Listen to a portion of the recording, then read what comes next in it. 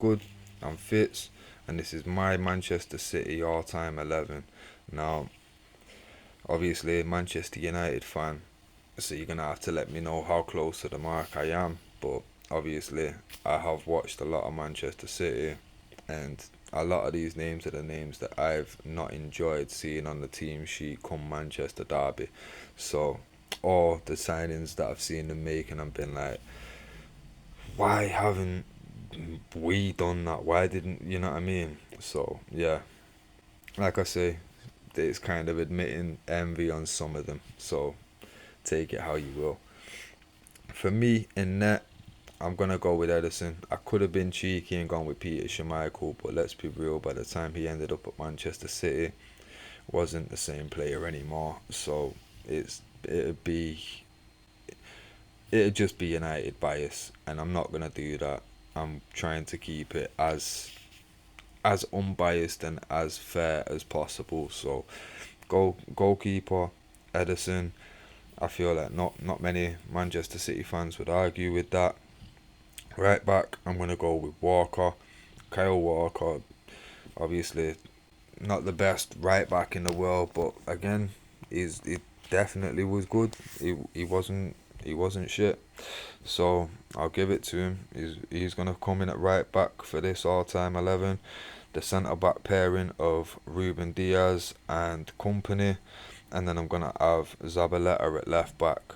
Now, obviously, Company's probably the standout name there. That yeah, that I feel like every Manchester City fan, every other fan of football that knows football, when it comes down to making an all-time City team, I think Vincent Company's going to be the unanimous one, if not joined with Edison. You know what I mean? But yeah, for me, that's a fairly solid defense that I wouldn't particularly like to come up against. So right mid, I'm gonna go with Bernardo Silva, and on the left mid, I'm gonna go with David Silva. So we just got Silvers on the wing, and we got Kevin De Bruyne in the middle with Yaya Toure.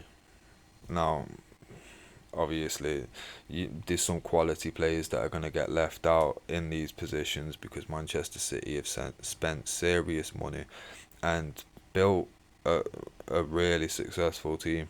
You know what I mean? It has essentially been Manchester City's era for the last 10 years, 12 years. So, like I say, it's, it's one of them, but I do feel that there's not many people and not many Manchester City fans that can say that I've picked a poor midfield for them. You know what I mean?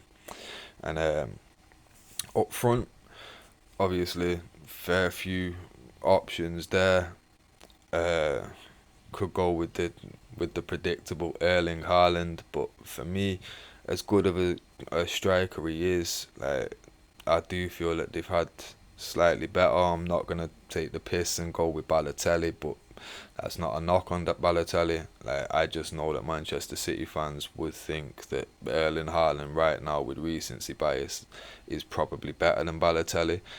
For me, I'd probably put them about equal footing, but both of them fall just short of what Sergio Aguero was. And for me, I didn't like seeing him at City, but knowing what he did for Manchester United in a Manchester United shirt and knowing how impactful he can be to a team's success, Carlos Tevez for me is the other striker that's going to join Sergio Aguero. So I'm going to put it up on the screen for you one time to help with this. So in net, we're going to go Edison, right back Kyle Walker, centre back Ruben Diaz and Vincent Company, and then left back Pablo Zabaleta.